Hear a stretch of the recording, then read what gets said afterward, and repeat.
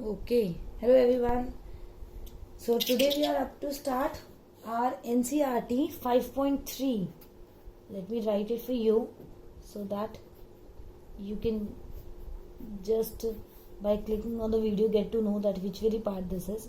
This is our part 6th, okay? And today we are going to start with arithmetic. I'm just writing arithmetic progression. So today we are going to start with our question number 13. Yes, very right. Your question number 13. तो चलो start करते हैं. I hope सब बच्चे पहले से try करके आए होंगे.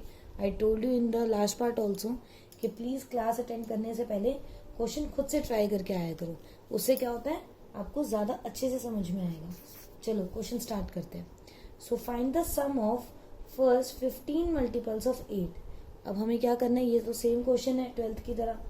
ठीक है, हमें क्या करना है, हमें फर्स्ट 15 मल्टीपल्स निकालने हैं 8 के. तो कैसे लिखोगे तुम इसको, तुम लिखोगे 8, 16, 24 so on up to. nth term लिखनी है तो लिख लो, नहीं लिखनी तो भी काम चल जाएगा, कोई बहुत बड़ी बात नहीं है. तो एक बार साइड में सारे वो लिख के रख लो. 8 हमारा 8 आ रहा है, डी भी 8 ही आएगा क्योंकि 8 का टेबल है. तो 8 8 का डिफरेंस होगा और n कितना है 15. तो बेसिकली मुझे क्या निकालना है, S15 निकालना है.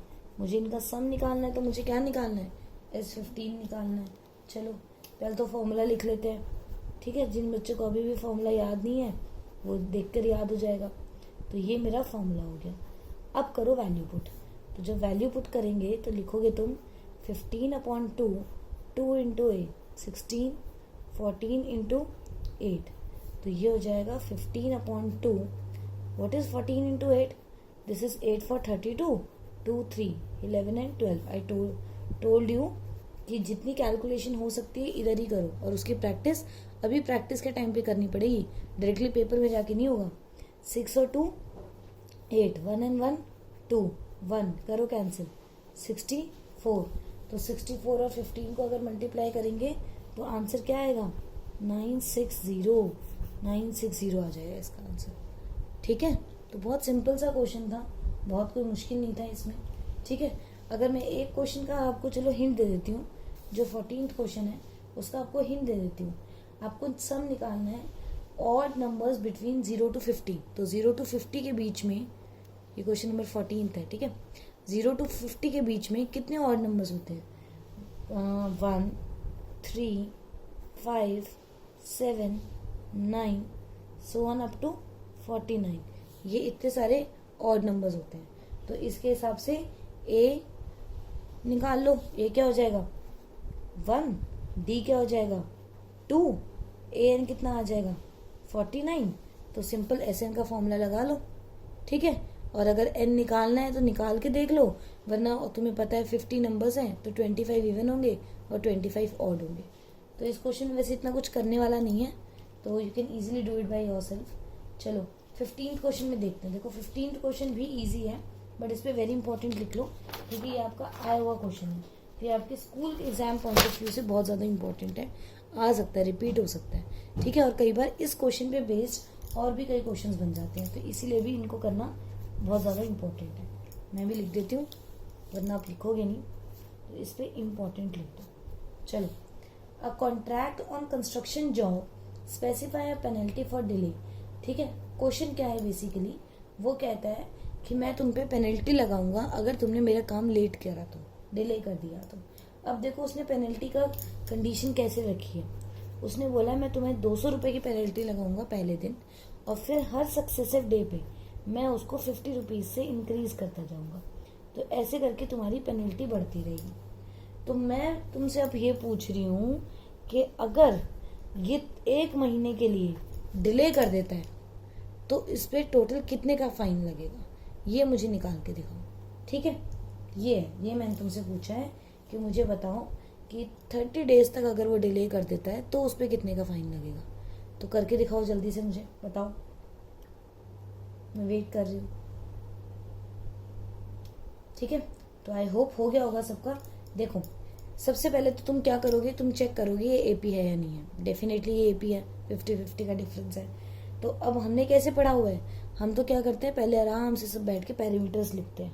तो पहले ए को लिख दिया 20, डी को लिख दिया 50, एन को लिख दिया 30 और अब बता दिया कि तुम्हें S30 निकालना है। देखो ये पैरामीटर्स लिखने के तुम्हें कई फायदे हैं। एक तो हो गया क्वेश्चन का डिस्क्रिप्शन बढ़ गया, देखने में सुंदर लगता है, टीचर भी सोचेगी हाँ भाई बच्चा हर चीज़ एक्सप्लेन करके लिख रहा है, ये हो गया। और दूसरा, जब तक तुम क्वेश्चन को सोचोगे पेपर में तब तक अगर बैठ जाओगे तो इधर उधर ध्यान जाएगा, लेकिन ये जब तक लिखते रहोगे तो दिमाग में क्या होता रहेगा, प्रोसेस चलता रहेगा कि क्वेश्चन को करना कैसे है।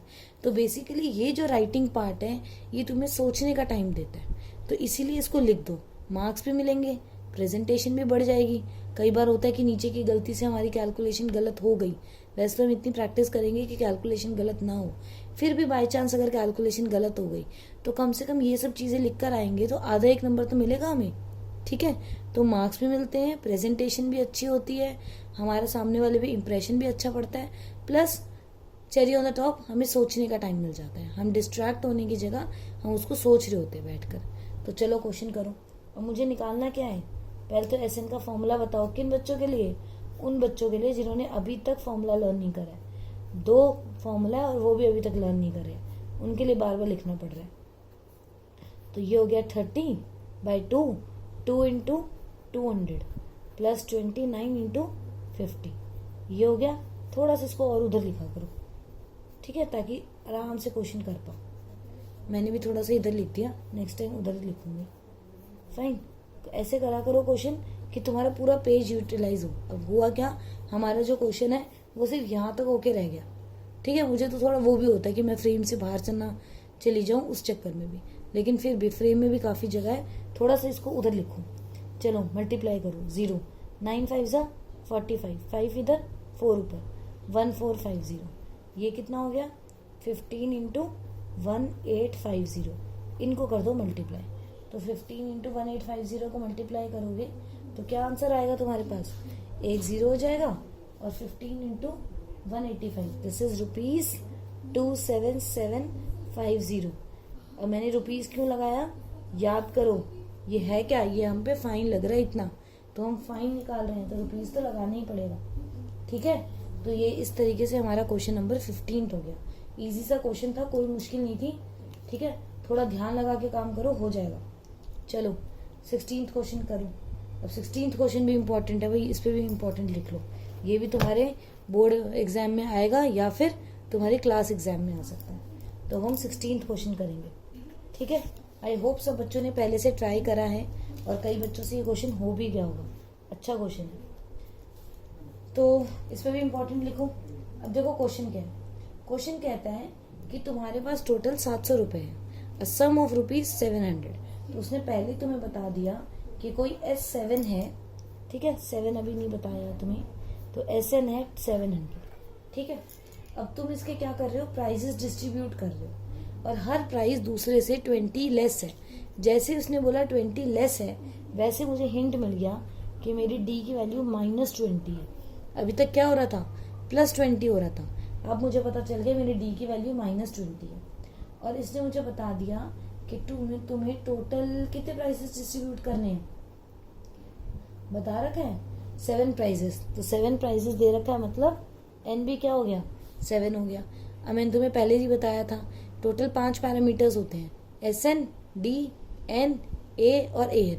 तो इधर A क्या होगा कि पहला जो फर्स्ट बच्चा आया है, जो बच्चा फर्स्ट पोजीशन पे आया है, उसको कितना प्राइस मिल रहा है और लास्ट वाले को कितना मिल रहा है, तो तुम्हें वो चीज़ निकालनी है, ठीक है, ईच प्राइस की वैल्यू निकालनी है। तो बेसिकली पहले तुम्हें A निकालना है, फिर तुम उसको डिले कर लोगे।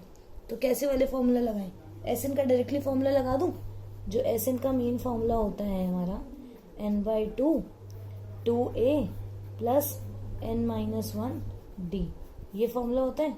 इसको पुट करो, जब मैंने इसको पुट करा तो n क्या आ गया मेरा 7/2 2A, तो 2A कितना हो गया, अच्छा A तो निकालना है, प्लस n कितना है 6, मतलब 7 - 1 6, D कितना हो गया -20 इज इक्वल टू 700। चलो सॉल्व करो इसको, तो ये 7/2 इधर से ले लो 2 कॉमन, तो ये हो जाएगा A प्लस 3 × में -20, ये हो जाएगा -60, ठीक है। 2 से 2 कैंसिल, 700। अब ये बचा कितना, ये बच गया a माइनस 60, ये 7 इधर मल्टीप्लाई हो रहा है तो उधर जाके डिवाइड, तो ये हो जाएगा 100।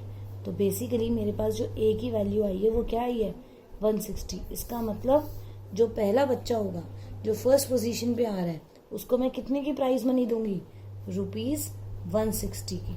अब इसमें से 20 माइनस करते रहो, तो दूसरे वाले को 140 के प्राइस मनी, तीसरे वाले को 120, चौथे वाले को 100 रुपीज दूंगी, फिफ्थ को 80, सिक्स्थ को 60 और सेवेंथ वाले को सिर्फ 40 रुपीज का प्राइस मनी मिलेगा।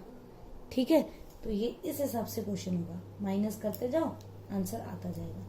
तो आई होप ये सारे क्वेश्चंस आपको क्लियर हो रहे हैं। ये बहुत इंपॉर्टेंट क्वेश्चन है, कई बार इन क्वेश्चन के कंसेप्ट पे बेस्ड दूसरे क्वेश्चंस आ जाते हैं, तो इसलिए करना आपको बहुत ध्यान से है। ठीक है, चलो फिर नेक्स्ट पार्ट में मिलते हैं। ये हमारा लास्ट पार्ट होगा इस एक्सरसाइज का। तो see you in the next class, bye bye, take care.